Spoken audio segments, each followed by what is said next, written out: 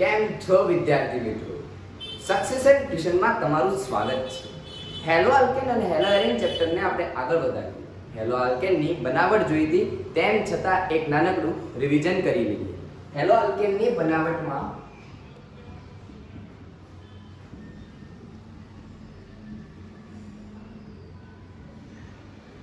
સૌથી પહેલા આપણે હેલો આલ્કેન શેમાંથી બનાવીએ છીએ? તો સૌથી પહેલા આલ્કોહોલ.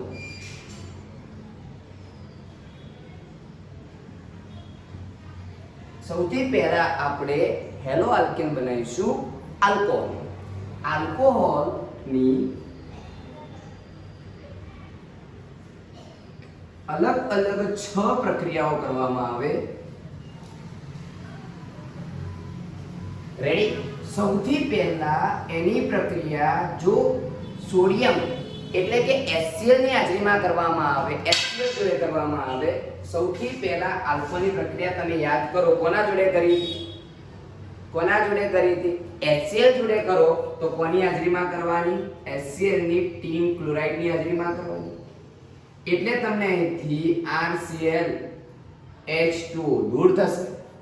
એના પછી તમે જો સોડિયમ હેલાઇડ, સોડિયમ ક્લોરાઇડ જોડે પ્રક્રિયા કરવામાં આવે, સોડિયમ હેલાઇડ હોય તો એની સલ્ફ્યુરિક એસિડ જોડે પ્રક્રિયા થાય છે. અને એના પછી અહીંયા તમને RCl NaHSO4 અને પાણી મળે છે. જો તમે PCl5 જોડે કરો અને PCl3 જોડે કરો, PCl5 જોડે કરો એટલે RCl તો ખરો જ, પરંતુ એના સાથે સાથે POCl3 અને HCl મળશે. જો PCl5 જોડે કરશો તો RCl H3PO3 પણ આ 3 મોલ મળશે તમને. એના પછી જો થાયોલિન SOCl2 જોડે કરશો તો RCl SO2 અને HCl મળશે. એના પછી જો ઇમ્પોર્ટન્ટ લાલ ફોસ્ફરસની અપવાદ ગણવામાં આવે છે, હેલોજન તરીકે બ્રોમિન અને આયોડિન લેવામાં આવે છે. એની પ્રક્રિયા થઈ RBr અથવા RX રાખી અને HOX હાઇપોહેલાઇડ. જે હાઇપોહેલાઇડ મળે છે ટેક્સ્ટબુકમાં લખેલું નથી, તો વિદ્યાર્થી મિત્રો ધ્યાન રાખજો, RX મળે છે. આલ્કોહોલની બનાવટ પછી આપણે આલ્કેનમાંથી બનાવ્યું,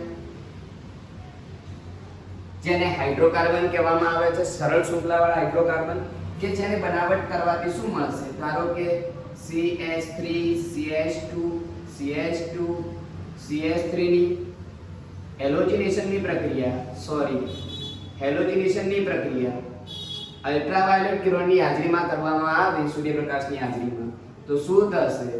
CH3 CH Cl CH3 બે નિકોજો મળશે તમને, CH3 CH2 CH2 CH2 Cl. આ માત્ર થઈ ગઈ આલ્કેન. અને હવે જોવાની છે બે ઇમ્પોર્ટન્ટ પ્રક્રિયાઓ. સૌથી પહેલા આલ્કીન. આલ્કીનમાંથી જો તમારે બનાવવો હોય તો શું કરવાનું? તો આલ્કીનની સૌથી પહેલા સંમિત આલ્કીનની HCl જોડે પ્રક્રિયા. HCl જોડે પ્રક્રિયા કરો એટલે આ ક્રિયા જોડાઈ જાય અને એક તમારો હાઇડ્રોજન પણ જોડાઈ જાય. રેડી? એના પછી જો સંમિત આલ્કીન હોય અને તમે ક્લોરિનેશન કર્યું, કાર્બન ટેટ્રાક્લોરાઇડ છે, ધ્યાન રાખજો, કાર્બન ટેટ્રાક્લોરાઇડ છે. જો કાર્બન ટેટ્રાક્લોરાઇડ ની હાજરીમાં કરશો તો તમને વિસિનલ ડાયહેલાઇડ મળે છે. આને કહેવાય વિસિનલ ડાયહેલાઇડ.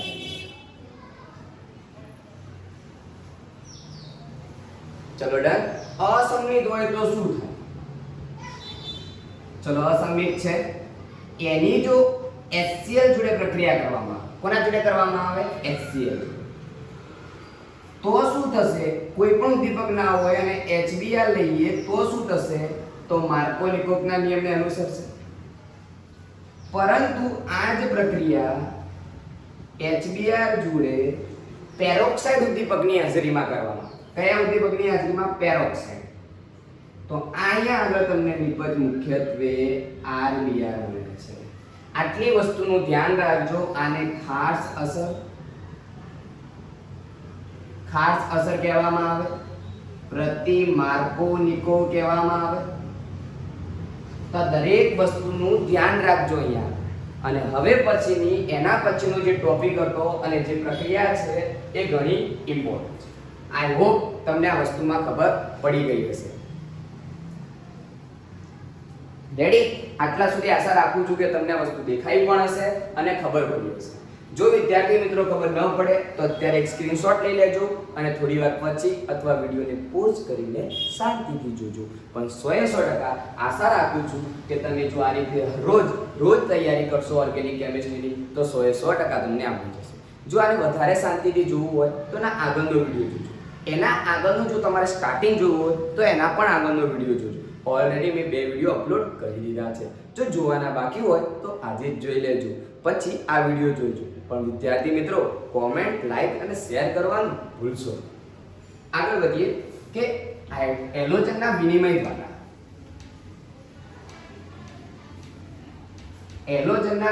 દ્વારા કરવામાં આવે ત્યારે શું થાય?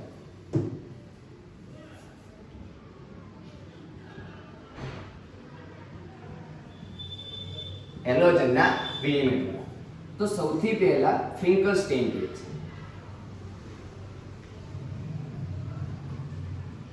ફિંકરસ્ટીન કોના માટે છે? આ ફિંકરસ્ટીન કોના માટે છે? તો આયોડોઆલ્કેન. કોઈના માટે? આયોડોઆલ્કેન. કેવી રીતે મળે? તો તમારે હેલોજનની સોડિયમ આયોડાઇડ જોડે શુષ્ક એસિટોનની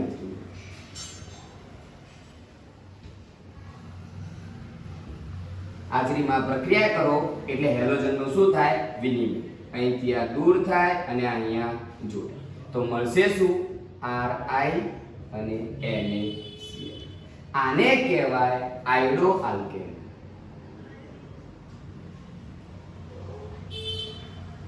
તો વિદ્યાર્થી મિત્રો આયોડોઆલ્કેન મેળવવા માટે આ પ્રક્રિયા ખૂબ જ ઇમ્પોર્ટન્ટ છે. 2024 ની જે પરીક્ષા થઈ હતી એના અંદર આ ક્વેશ્ચન પૂછાયો હતો. આ 2 માર્ક્સના અંદર ખૂબ જ ઇમ્પોર્ટન્ટ ક્વેશ્ચન છે. તો વિદ્યાર્થી મિત્રો આજે જ તૈયાર કરો. આજે જ 2 વાર લખો, 3 વાર લખો. ભલે તમે રાતે ઊંઘતા યાદ કરો પણ આજે ને આજે તૈયાર કરો. ઘણી કામની છે. ફ્રિંકલસ્ટાઇન પછી છે શ્વાર્ટ્ઝ. શ્વાર્ટ્ઝ કોના માટે? ફ્લોરોઆલ્કેન. શ્વાર્ટ્ઝ કોના માટે? ફ્લોરોઆલ્કેન. અને આ પ્રક્રિયા MCQ માટે પણ કામની છે. કેમ છે? ધીમે ધીમે ખબર પડશે. હેલોજનનો વિનિમય Rc. એની પ્રક્રિયા AgF Ag હોય અથવા Hg2F2 હોય અથવા TeamF3 હોય અથવા COF2 હોય. આમાંથી કોઈ પણ એક જોડે પ્રક્રિયા કરે એટલે તમને મળે Rf અને બીજું છૂટું પડે તમારો AgCl. Ag હોય તો AgCl, Hg હોય તો Hg2Cl2, tin હોય તો TinCl3, cobalt હોય તો cobaltCl2. પણ આ પ્રક્રિયા થાય અને તમને મળે ફ્લોરોઆલ્કેન. શું મળે? ફ્લોરોઆલ્કેન. આ બંને પ્રક્રિયાઓ ખૂબ જ મહત્વની. કેમ આનું નામ હેલોજન વિનિમય આપ્યું? તો હેલોજનનો વિનિમય થાય છે. હેલોજનનો વિનિમય થાય. અહીંથી હેલોજન દૂર થાય, અહીંયા જોડાય. અહીંથી છૂટીને અહીંયા જોડાય. આને કહેવાય હેલોજનનો વિનિમય થયો. આવડી ગયું ને? આશા રાખું છું ખબર પડી ગઈ છે. જો તમને આને વધારે સમજવું હોય તો એક ઉદાહરણ લઈ લો. ક્લોરોમિથેન, સોડિયમ આયોડાઇડ, શુષ્ક એસિટોન,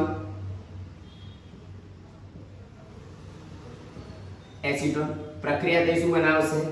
તો આયોડોઆલ્કેન, આલ્ડોમિથેન અને NaCl છૂટો પડશે.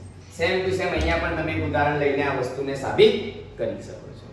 સેમ ટુ સેમ ક્વેશ્ચન આવે પરીક્ષામાં. પ્રશ્ન કઈ રીતે પૂછાય તો પણ જોઈ લો.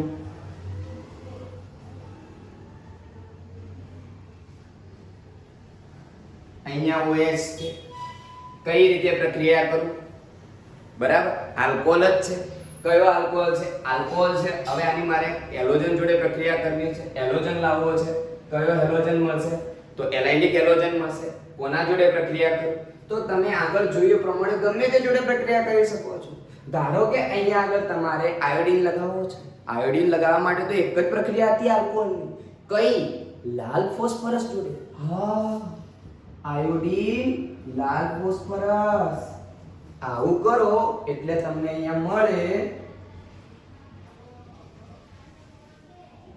અહીંયા આયડો. આને આયડો આલ્કીન કહેવાય નહીં. આને તમારે વિચારવું પડે. આ એલાઇલિક હેલાઇડ છે. કયો હેલાઇડ છે? એલાઇલિક હેલાઇડ છે.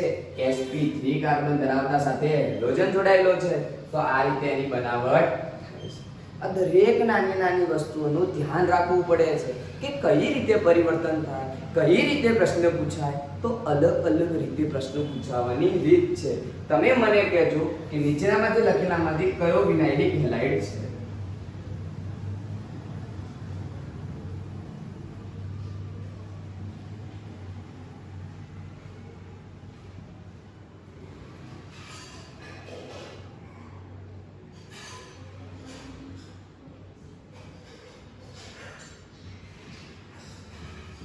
આમાંથી વિનાઇલિક હેલાઇડ ઓળખી બતાવો. વિનાઇલિક હેલાઇડ ઓળખી બતાવો.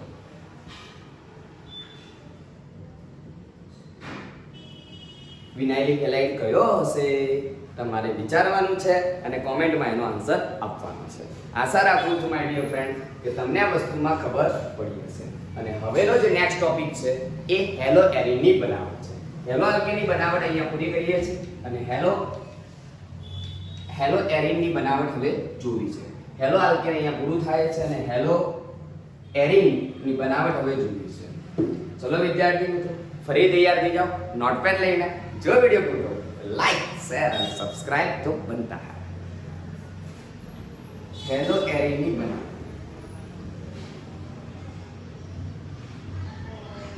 હેલો એરીનની બનાવટ ભણતા પહેલા જો તમે પહેલીવાર ઓર્ગેનિક કેમિસ્ટ્રી ભણતા હોય તો આ શબ્દોથી ખ્યાલ રાખજો.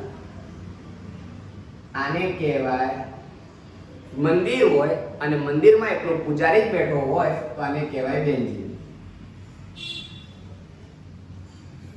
બેન્ઝીન ઉપર ધજા ચડાવવામાં આવે, પૂજારી તો હોય જ, પણ જો ધજા CH3 ચડાવવામાં આવે તો આને કહેવાય ટોલ્યુઇન. જો એના ઉપર ધજામાં NH2 લગાવવામાં આવે તો એને કહેવાય એનિલિન. જો ધજા ઉપર OH લગાવવામાં આવે તો એને કહેવાય ફિનોલ. આ વસ્તુને યાદ રાખજો. આટલાની મારે જરૂર પડશે. મંદિર બેન્ઝીન હોય એટલે કે મંદિરમાં પૂજારી બેઠો હોય તો બેન્ઝીન. ધજા CH3 હોય તો ટોલ્યુઇન. ધજા NH2 હોય તો એનિલિન. ધજામાં OH હોય તો એને કહેવાય ફિનોલ. ફિનોલ. હવે સૌથી પહેલા આપણે બનાવીએ ફિનોલમાં. તો ફિનોલની બે બનાવટ.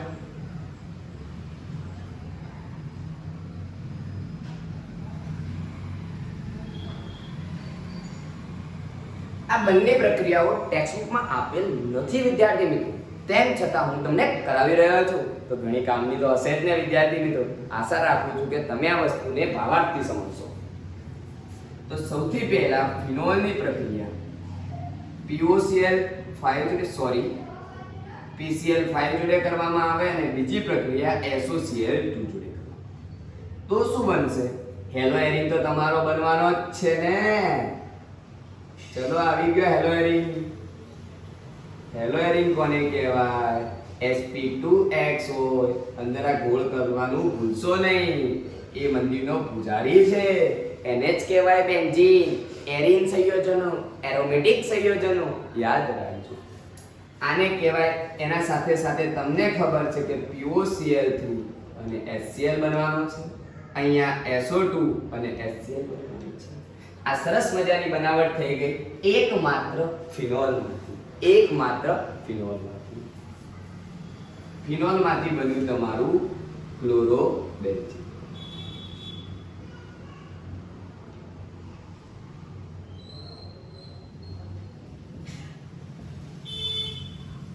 ચલો ડન. આશા રાખું છું ટોપિકમાં ખબર પડી હશે અને પડવી જ જોઈએ. કેમ ના પડે? કેમ ના આવડે?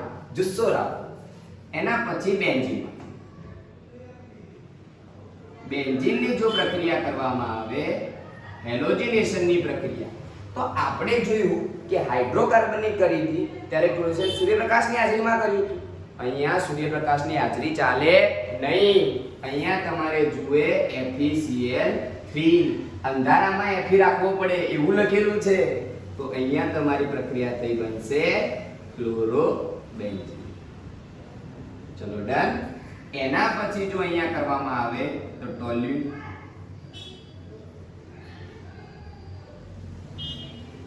ટોલ્યુનની હેલોજનેશન જોડે કરવામાં આવે એ પણ આ જ ઉદ્દીપકની પ્રક્રિયા થઈ શું બનશે તો તમને ઓર્થો અને પેરા ક્લોરોબેન્ઝીન.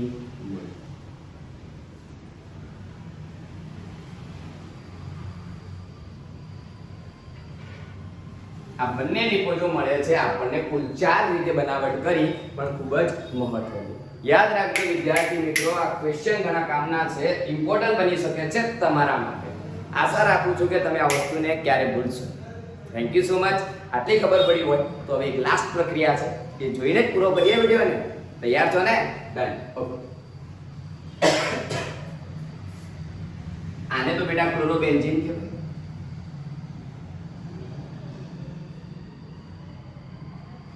ઓર્થોક્લોરોટોલ્યુન અને પેરાક્લોરોટોલ્યુન.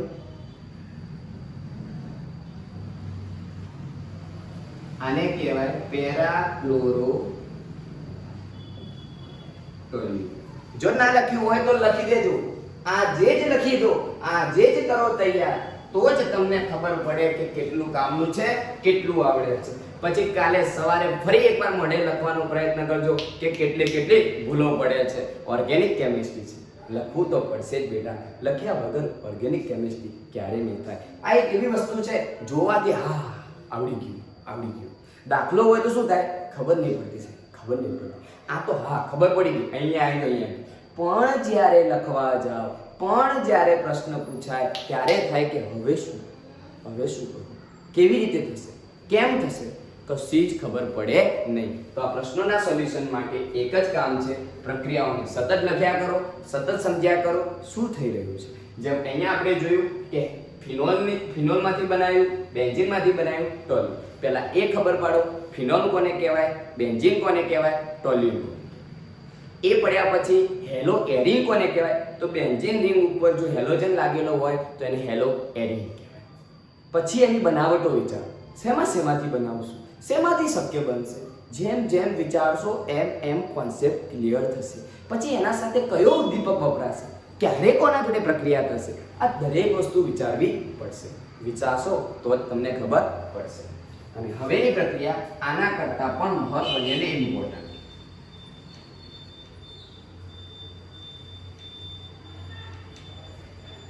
જેને કહેવામાં આવે છે સેન્ડ મેયર પ્રક્રિયા.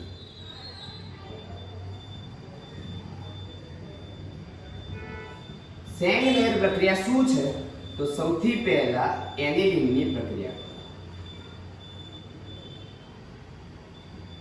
એનિલિંગની પ્રક્રિયા જો NaNO2 અને HCl જોડે કરો 273 થી 278 કેલ્વિન તાપમાને તો તમને અહીંયા મળશે બેન્ઝીન ડાયઝોનિયમ ક્ષાર Na2+Cl-. આને કહેવાય એનિલિન. આને કહેવાય બેન્ઝીન ડાયઝોનિયમ ક્ષાર. અને હવે આમાંથી આપણે અલગ નિપજો બનાવીએ. માત્ર 4 જ પ્રક્રિયા. સૌથી પહેલી કોપર પાવડર જોડે પ્રક્રિયા કરવામાં જેને ગાટરમાન રિએક્શન કહેવામાં આવે. કોપર પાવડર, આ સોલિડ લખેલો છે, કોપર પાવડર તરીકે એને ઓળખવામાં આવે છે, જેને સોલિડ કહેવામાં આવે છે. એના જોડે પ્રક્રિયા કરશું તો શું થશે જુઓ.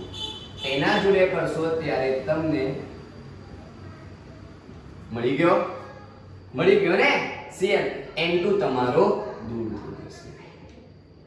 એના પછી Cu2Cl2 જોડે કરવામાં આવે તો શું થશે તો તમને HCl તો મળવાનો જ છે, N2 પણ છૂટો પડશે. રેડી. આની આ પ્રક્રિયા જો Cu2Br2 જોડે કરવું તો અહીંયા તમને બ્રોમિન મળશે. શું મળશે? બ્રોમિન. અને અહીંયા તમારો N2 છૂટો. જો પોટેશિયમ આયોડાઇડ જોડે દબાણ ઊંચા ગરમી સાથે કરવામાં આવે તો ત્યાં આગળ તમને મળશે આયોડો અને આયોડો.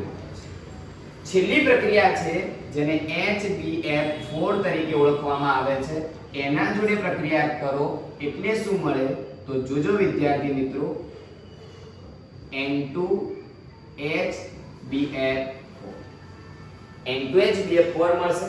ફરી પ્રક્રિયા થશે એટલે આપણે જરૂર માત્ર હેલોજનની હતી. અહીંયા હેલોજન આવી જશે, BF3 અને N2 છૂટું પડે છે. આ થઈ ગઈ તમારી સેન્ડમેયર પ્રક્રિયા.